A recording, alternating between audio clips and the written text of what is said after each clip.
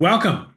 This is the podcast series dedicated to living a revenue culture.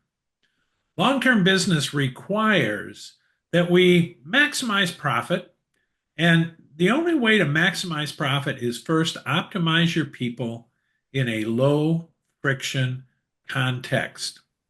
And so the podcast series brings you those people out there in the real world who are making a contribution to how you can create and then live in a revenue culture. And we do these two times a month, the first working Monday and the third working Monday of every month. And then they're active for 2 weeks, and then they stay in the cloud virtually forever. So today we are lucky to have Robyn Bowles with us. Robyn is never had this title on the podcast before, but she is a business optimization specialist and cost reduction consultant. She works for Schooley Mitchell, which is the largest independent cost reduction consulting company in North America.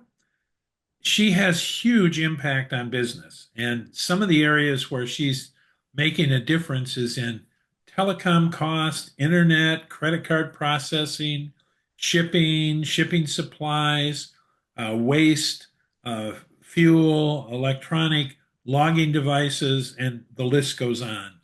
She's one of those people that looks at what we're doing and sees things we don't see and then helps us take some action on those. So, Robyn, I just want to say welcome and thank you for joining us today. Well, thank you, Rick. Thanks for the invitation.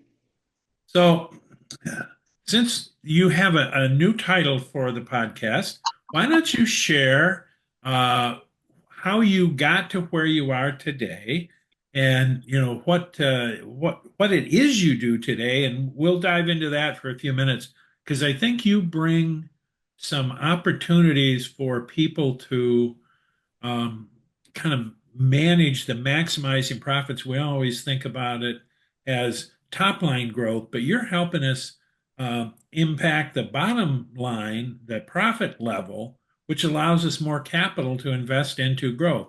So I'd love to have you just share what that looks like, and is it any fun? Yeah. Like many of my peers, I had a long corporate career and got very burnout at the end and decided I want to do something where I can feel a little bit more in control of my future, a little bit more dependent on myself.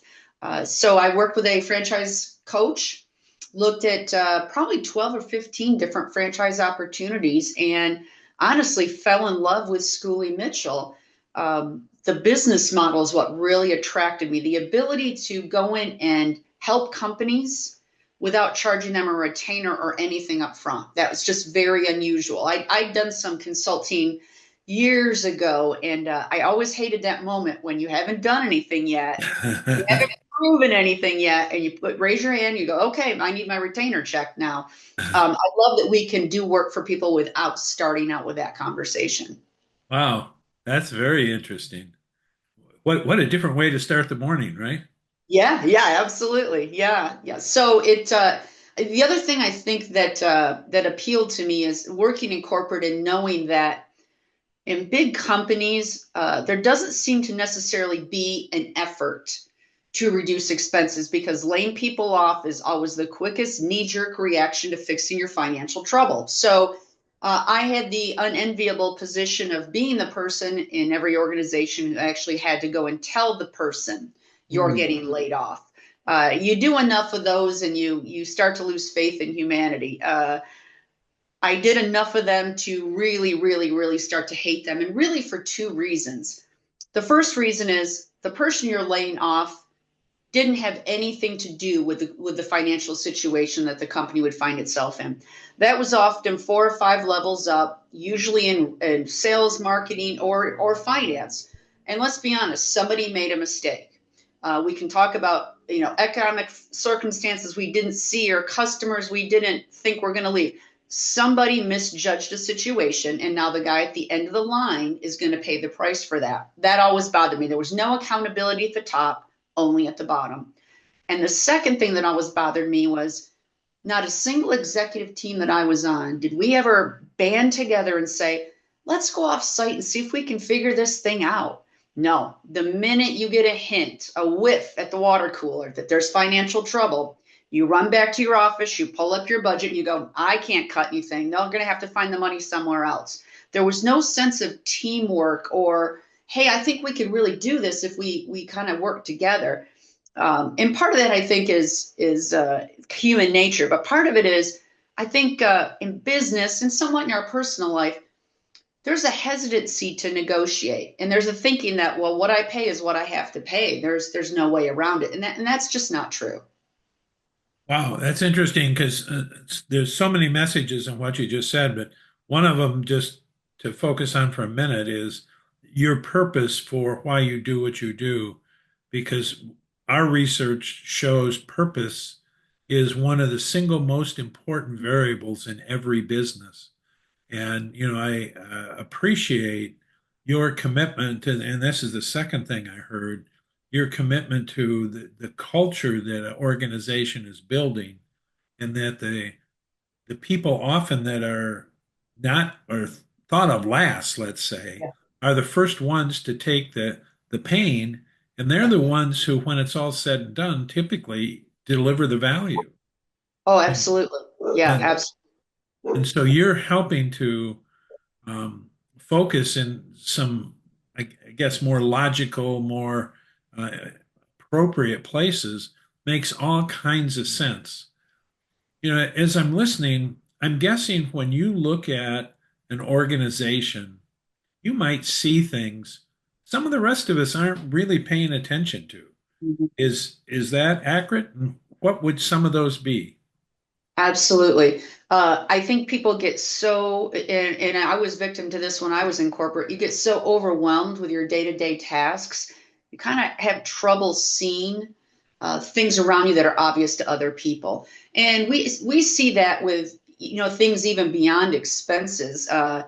People trying to implement new things and me say, well, why do you need that? You have that over here. Why would you pay for something else? A new service, a new product, a new something, you have that already.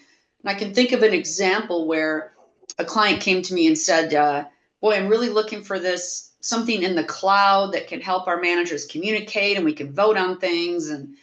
And we came to the conclusion after looking at things like, you already have that. You have Microsoft SharePoint. Everything you want to do, you can already do. Now you've spent time researching and thinking about investing thousands more dollars that you don't need to.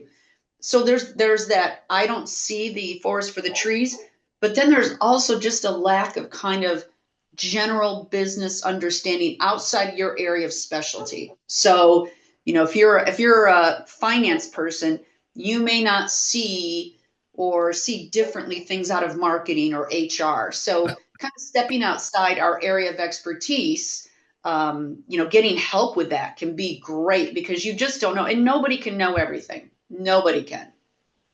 It's interesting as I'm listening. One of the conversations we have probably almost every session is cross silo conflict. And Yes. as I'm listening, I'm hearing the stories of where um, marketing wants to go do a trade show and sales doesn't understand.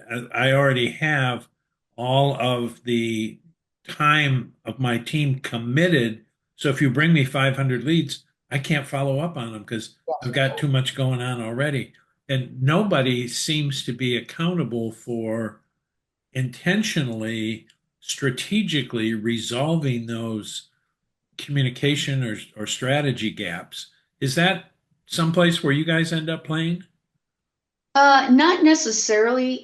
We help more probably on the tactical level with that, but I often do get involved in discussions with clients outside of Schoolie Mitchell about making connections for them in other areas of business where they have a weakness, or them just kind of saying, what do you think of this? But I see it, and I see it very vividly in organizations where there just doesn't seem to be a great strategy, where people will often not be on the same page. I see that all the time. We'll get direction from one person and okay, now work with this person. They'll give us a different direction. We have to go back and clarify. It's this constant one step, two steps forward, one step back type of thing. So that's very common.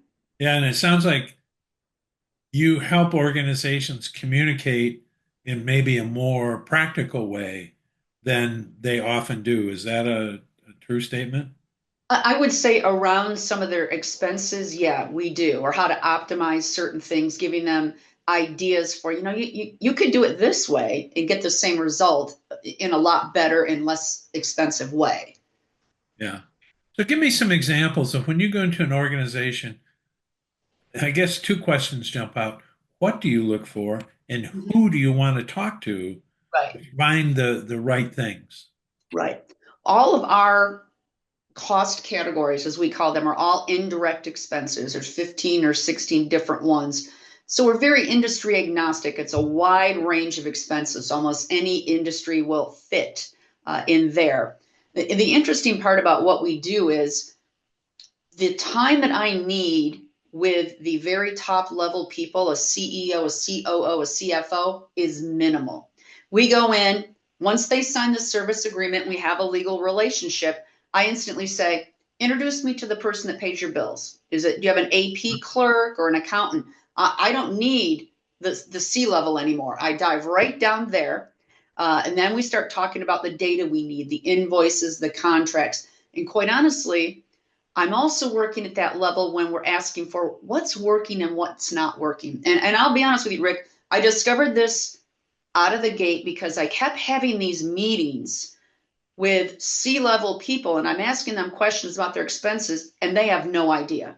They have no idea at all. And so I quickly learned that's who needs to sign the contract, but then I need to dive deep in the organization. So I'm asking questions and sometimes I'll hear again different viewpoints. The CEO might say, our shipping is going smooth. It's great. And then I go talk to the person in charge of shipping and find out our shipping is a mess. We don't know what we're doing. So getting down on the ground floor and talking to the people that actually work with these expenses every day is key to what we do.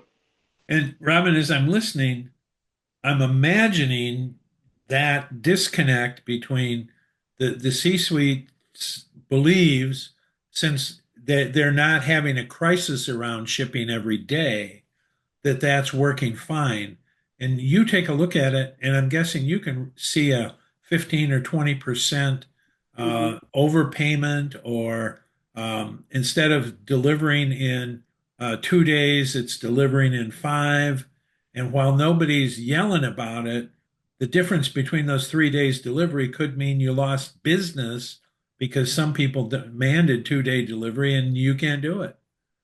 We see some of that. The analysts will once they really start analyzing things, but the initial issues that I'll see are just a lack of, I guess, consistent opinion or accurate opinion about how things are going, or I wish we did this different. So, it's the people working in those areas every day that honestly have the best ideas about how to save money. They're just not usually the ones who are asked their opinion.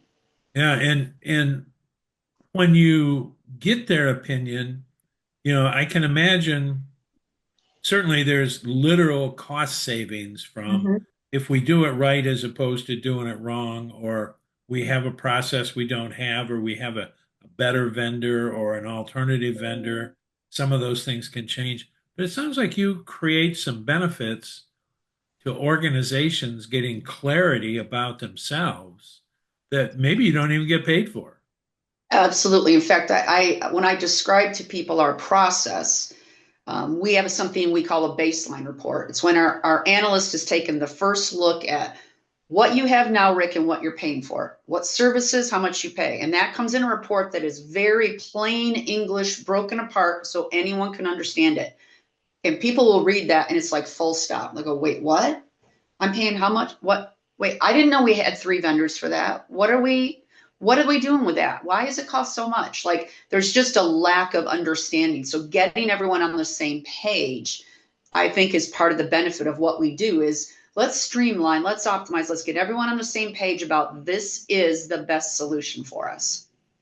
Robin, I'm sitting here thinking, and tell me about the 15 areas. What is there a audit you do, or a checklist kind of thing, or how do you get that started?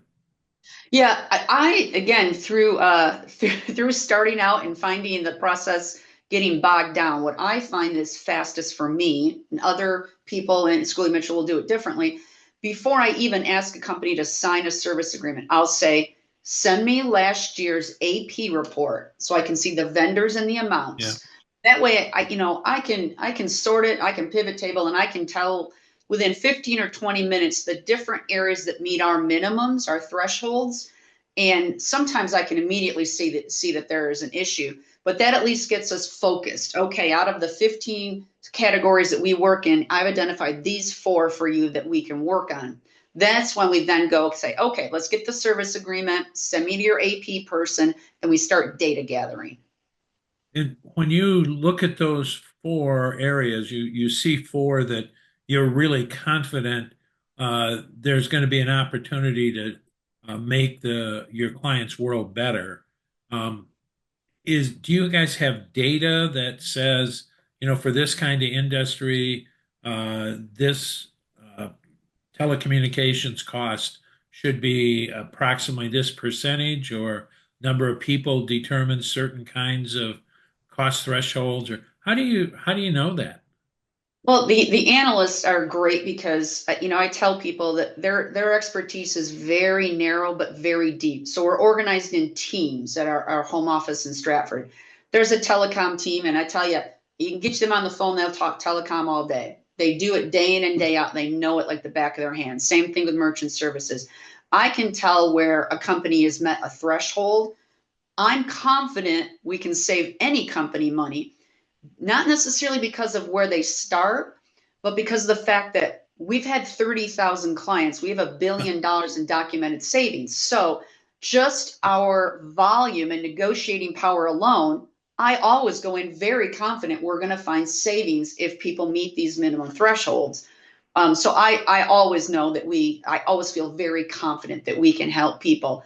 Um, but like I say, these analysts, they know what the market will bear. And they know that, again, from all these deals we've had, we have pricing databases. So, they'll know right out of the gate once they see, okay, here's the size of the company, here's the telecom they have now, here's what you've told me works and doesn't work for them. They get a picture in their mind of this is probably a good solution for them. Well, you're creating all kinds of interesting questions.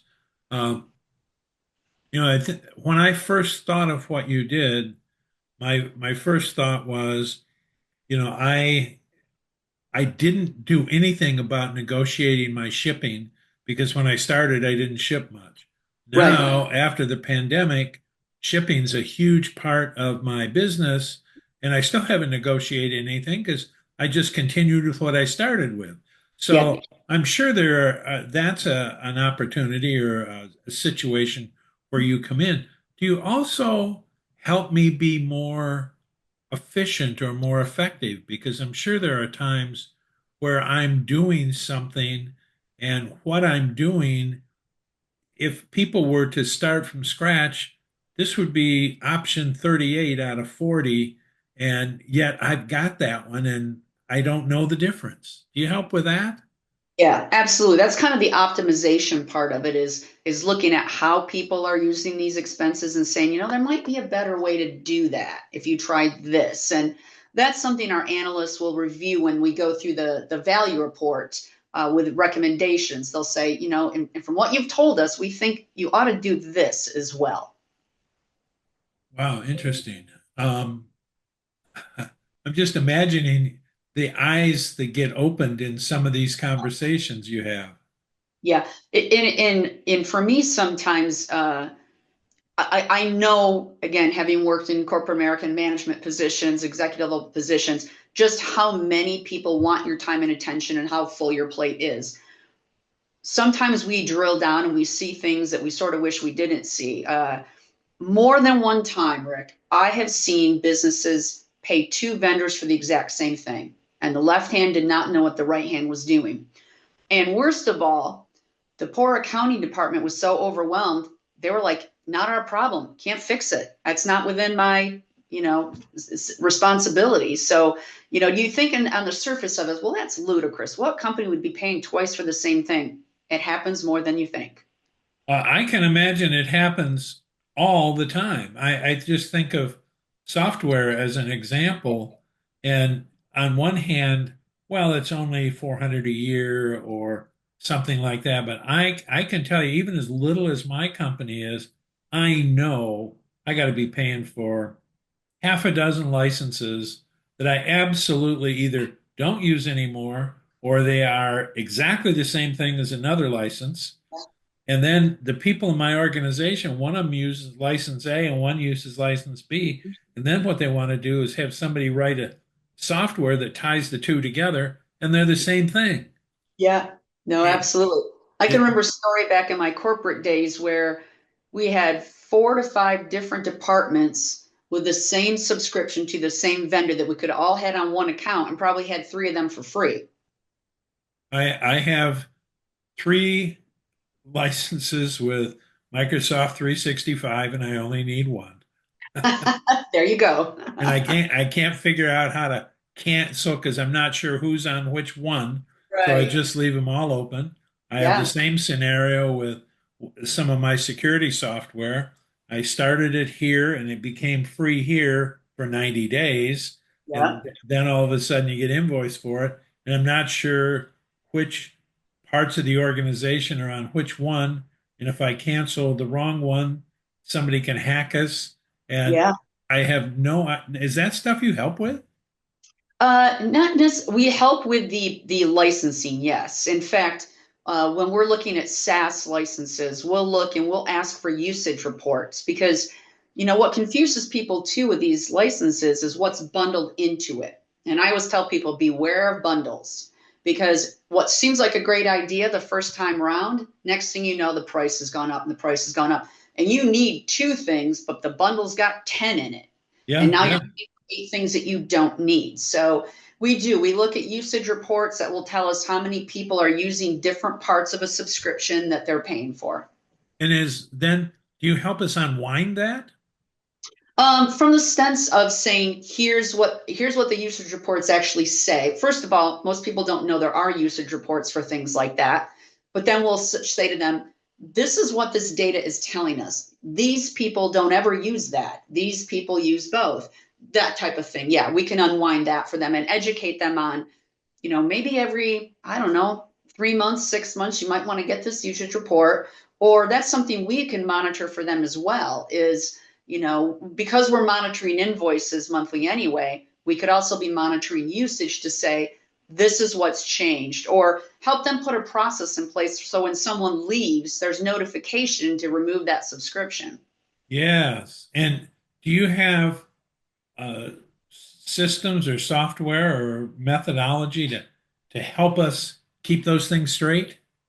We do from the standpoint of we have proprietary software that reads invoices and it's looking for mistakes, errors, rate creep, straight out billing errors, or changes in volume on something. So we have software that will read those things for us. And then we're monitoring them and then we'll bring back reports on a periodic basis saying, look, at this is how this is going. Here's how much you've saved to date. Here's what we found. So we kind of stay on it for the entire 36-month engagement. And at the end of 36 months, would I would I want you to go away or do I want you to stay there and help me not recreate a bunch of stuff I need to get rid of? That's a great question. When I first started, I thought to myself, why would a company renew with us? We've taken a big bite of the apple. Why would they renew with us? Well, because what happens then is when your contracts are done and now you go back to said vendor without us as your partner, Yeah. your price is going to go up. You don't have the benefit of us being able to negotiate on your behalf. So a lot of companies appreciate the monitoring that we do. And because you're not paying anything other than a percentage of the savings, why not have us continue to provide all of the monitoring that we're doing for you and just keep renewing? That way you never have to go through that. You don't engage with us. You go back to that vendor. The price goes up, 15, 20%. Now you're on the phone with us saying, okay, can you come back? Yeah, because as I was thinking about some of the things that, I know you do, whether it's shipping or telecom or internet or, cell phones, Yeah. simply as that, the change is so great. And your statement about bundles, things that were standalone before are bundled. Bundles are now bundled with bundles. Um, Legislation comes in or compliance shows up, and all of a sudden you got a whole bunch of new stuff to do. I would guess most organizations don't have the either the experience or the technology to be able to unpack all that and say, here's what I really need. And often that is it's a lack of understanding and just a lack of time. And they just don't have the time to devote to these things. So that's where, again, because we don't have any charge up front, however long it takes us to unwind it, you haven't paid anything for that. Well, and I would hope that if I really partner with you, if I really say, Robyn, I don't want to have to hire somebody who goes Right. around and does what you do. And what I'm hoping is when we work together, I'm making you smarter and you're taking what you learned from me to 100 other or 1,000 other people, and you're adding and adding and adding to the understanding. And I'm now getting all that benefit from you. Is that how this works? Oh, absolutely.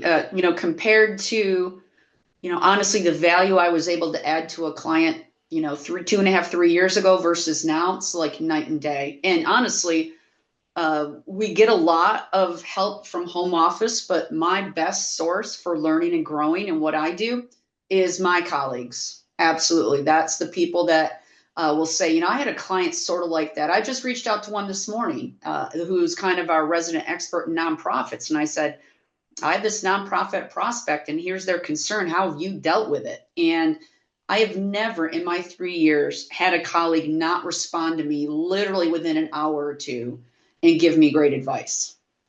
Well, I hadn't even thought of not for profits, and I would guess that also means K through 12 or higher ed, all Yes, would be, ideal prospects or candidates or clients for you. absolutely. Particularly, I think nonprofit type areas, educational areas, are great places for us to help. I mean, beyond just the fact that they have a purpose, it's so incredibly visible and you can feel it. Um, educators are educators primarily. They're not business people, or if they be in business, if they were business people. We see some things from a profit, market that they don't see. We're able to bring that expertise to the table for them. And I'm guessing because you are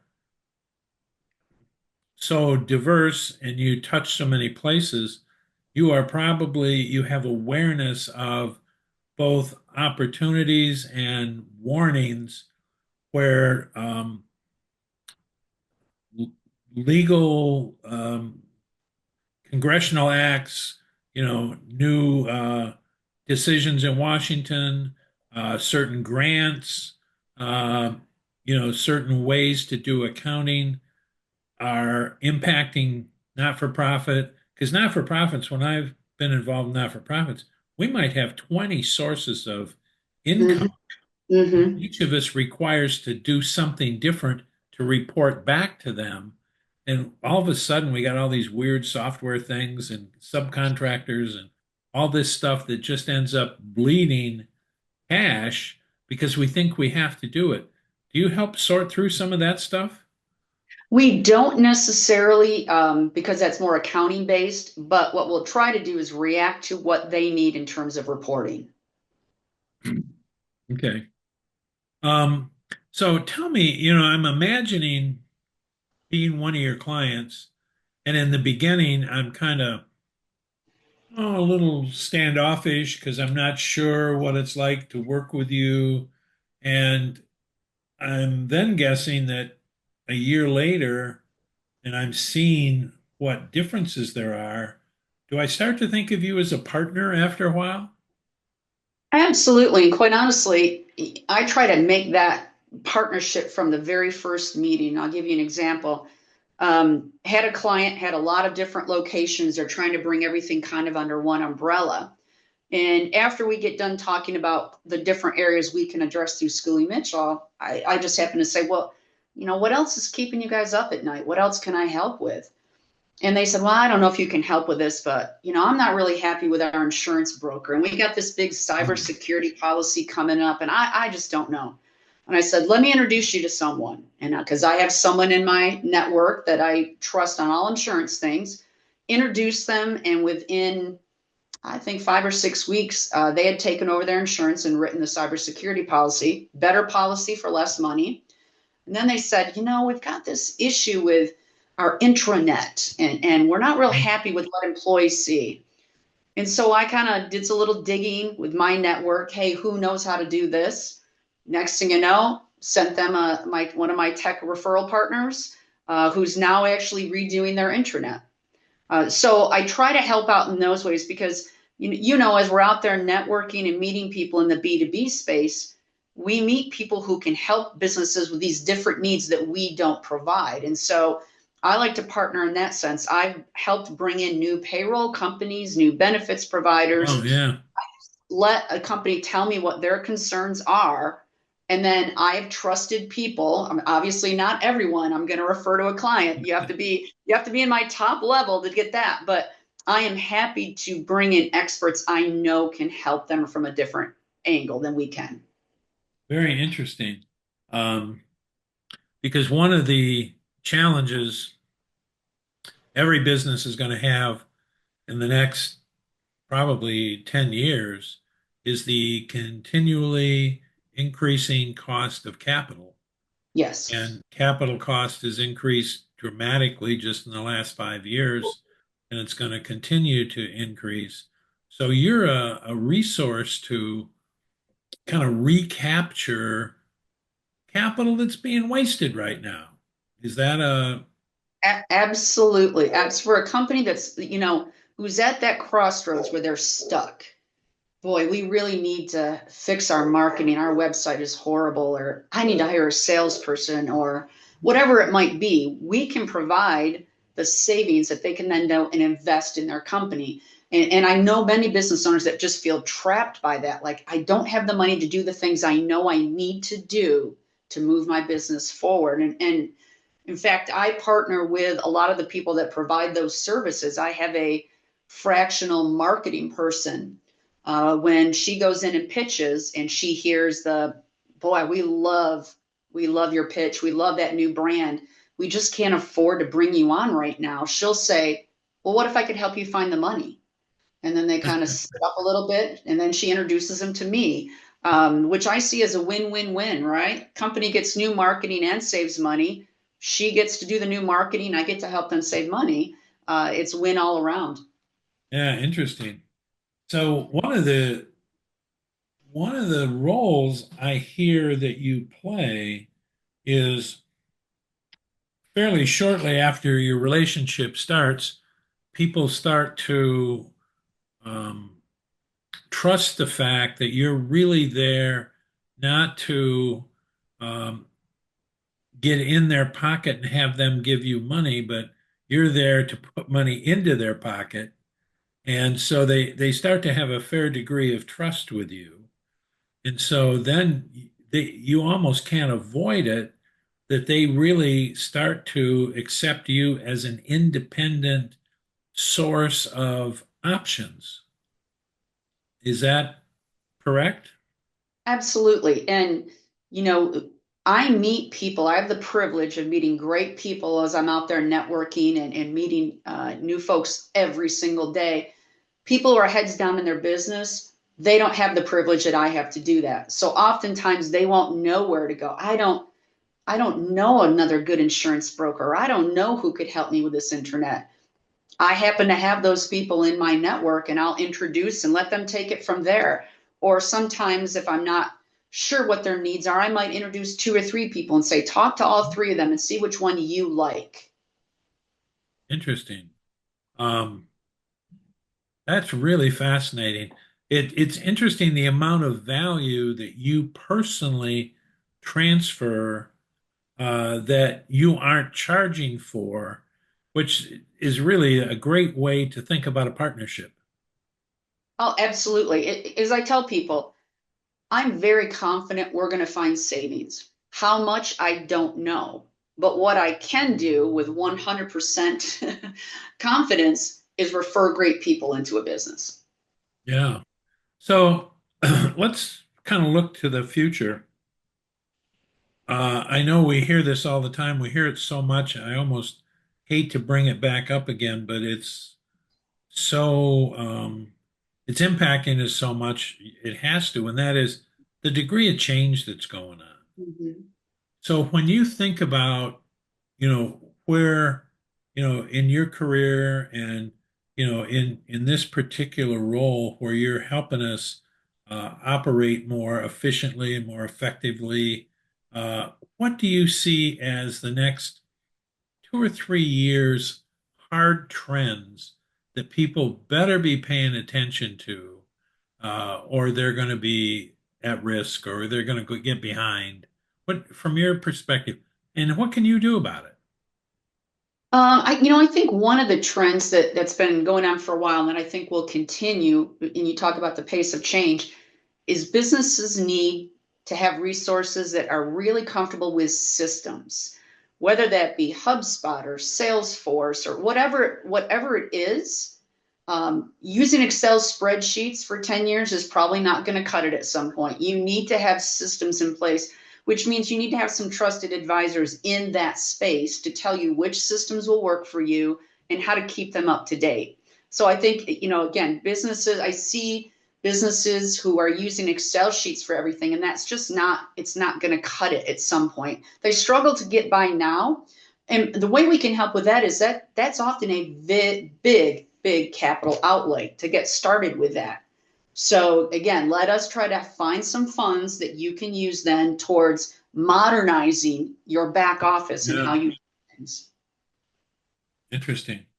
And one thing we haven't talked a lot about is the impact you have on people and culture inside the company. There must be some impact you guys have. What does that look like, and how does that work? It obviously depends on the organization, but I think that there is some cultural impact by the fact that we so closely work with the people, on the front lines who know about things. So we will often all, as well, when we start working with a company, and they'll say, okay, here's Joe, he's our AP person, and here's Susie, she's our office administrator, and she handles our telecom.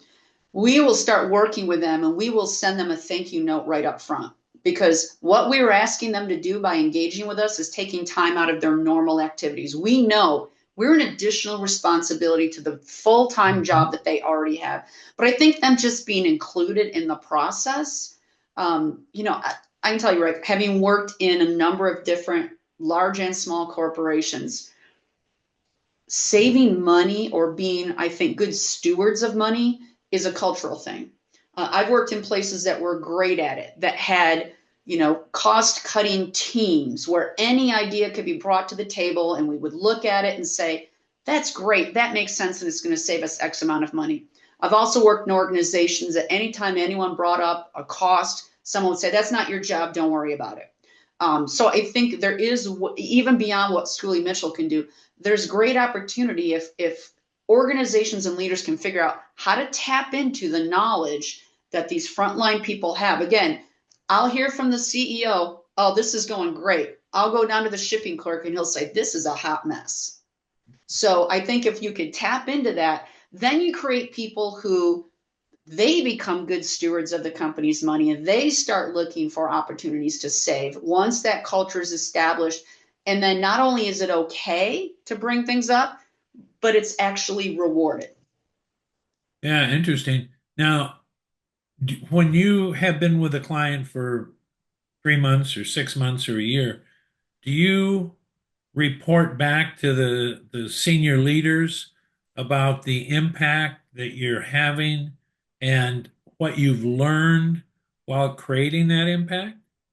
We meet and provide reports quarterly at a minimum, and then an annual report at the end of the first year. But there's constant, when we're meeting for the quarterly, there'll be issues that do get brought up. Like, hey, we saw a blip last month here. What was going on? Is that something we can help with? Or, here's what we hear is coming from UPS or FedEx. Let's talk about how we're going to Mhm. address that. So we have knowledge of sometimes things that are coming before a business will know. And so we'll say, okay, this is coming. Here's some suggestions that our analysts have. How should we tackle this together? That raises an interesting thought. I'm assuming you do know a number of things are coming before a lot of organizations operationally realize it. We do, and I've actually started doing a newsletter with some of my financial contacts, telling them about things. And here's one, for instance, people who accept credit cards. Every year in April and October, Visa and MasterCard get together and they determine kind of their plans, which means their rates, which means you and I know they're going to go up. And most people don't know that. Most people don't understand how they're paying for their credit card processing. They'll say, well, my rate is this. I think it's a pretty good rate. Well, then we'll look and see at all the monthly charges that are on there and realize that's not the rate. That's not what you're really paying. So most people don't know that. The rates can change every April and October. With shipping, we're seeing a lot more surcharges on top of surcharges. So last month, I told my financial friends about that. Like, hey, it used to just be surcharges were around the holidays. Now we're seeing, a surcharge on top of a fuel surcharge. So things that people need to start Mhm. paying attention to. Yeah, interesting. Uh, just thinking about the the tariff conversations today, I have clients who are massively impacted by those, and they're trying to figure out down to the penny how to not be so expensively priced out of the market. And when you talk about credit card payments or shipping or telecom, it may sound like small numbers, but when you're working so hard to keep your prices in line so you're competitive, it's not small numbers, it's important numbers. It's important numbers, and honestly, Rick, I'll get that pushback from people and say, well, those aren't our biggest costs. Our biggest costs are people and benefits. And I'll say, well, that's exactly the reason you ought to look at your indirect costs, because you don't think they're important. They've probably been going on cruise control for 15 years or so, 10 or 15 years. That's why you need to readjust them, because you haven't thought they were important. Yeah. So just this has been really interesting. Got, I think, two or three final questions. One, who's your ideal client? Oh, yeah. Ideal client for me probably starts with annual revenue 3 to 5 million and up. And it's not that I can't help people smaller than that. I absolutely can. But usually I like to do that with a partner. So if a partner says, hey, Robyn, I have this client, they're at 1.5 million and they're having trouble with their credit cards. Can you come in and help? Yes. I just don't necessarily go looking for clients that are smaller than that 2 to 3 million. Industry doesn't really matter. The thing that matters, and this is the thing that I can't gauge until I meet them, is a willingness and an openness to look at something differently. Um, I joke that sometimes people say, "Well, what's the biggest barricade that you experience with prospects?" And I'll say three little letters: EGO. They're afraid I'm going to find savings that makes them look bad, or their ego says we're doing everything the right way. And I don't go in saying you're doing something wrong, not at all. I go in saying, if you could have a resource that could help you with the volume and knowledge that we have, not that you're doing anything wrong at all, but wouldn't you take that resources if you could be even better? Interesting.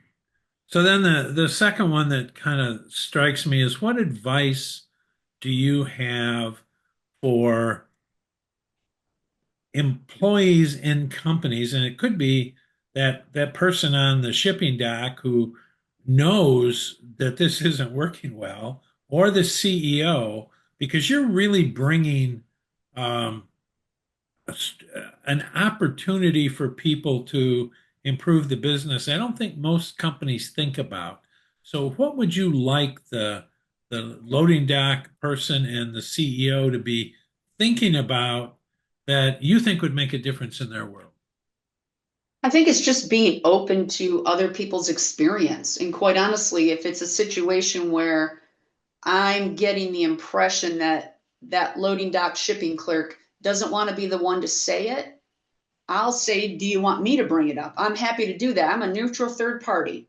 It doesn't hurt me at all to bring it up. Um, I would hate to sit here and tell people you need to be more vocal because every culture is different. And I've worked in cultures where being vocal was not seen as a good thing. So, um, I think being open to doing it differently, and it can work in the other direction. It can be the COO says, we want to make this change. And it's a Yeah. shipping clerk saying, that'll never work. I've been doing this for 20 years. That'll never work. Keep an open mind. Okay. And then finally, what's one thing you'd like to say to the audience that they should be, aware of or thinking about or focused on going forward? Well, obviously, I would say, never hurts to engage with us to see if you can find some money. But I think, experts of any type, whether it be me, whether it be a marketing resource, a person like yourself, I often see businesses out there struggling because they're trying to DIY their way to success. And I have yet to find one who's grown as much as they want by trying to do everything themselves. Design their own website, they design their own this, they do their own that. Um, People can tell a website that you did yourself on a weekend and one that's been professionally done. So at some point, you have to say, we have to stop DIYing. You cannot DIY your way to big success. Wow, that is great. What a in today's complex, chaotic, crazy world, what good advice that is. So, well, Robyn, I thank you for being here today, and I'm just sorry it took me so long to get you on the podcast because you brought a lot of value for everybody that's out there, and I just want to say thank you. Well, thank you, Rick. I've really enjoyed our conversation this morning. So, to all of you watching, I hope you enjoyed this as much as I did, and we'll be back in 2 weeks with another one, and we'll look forward to seeing you then.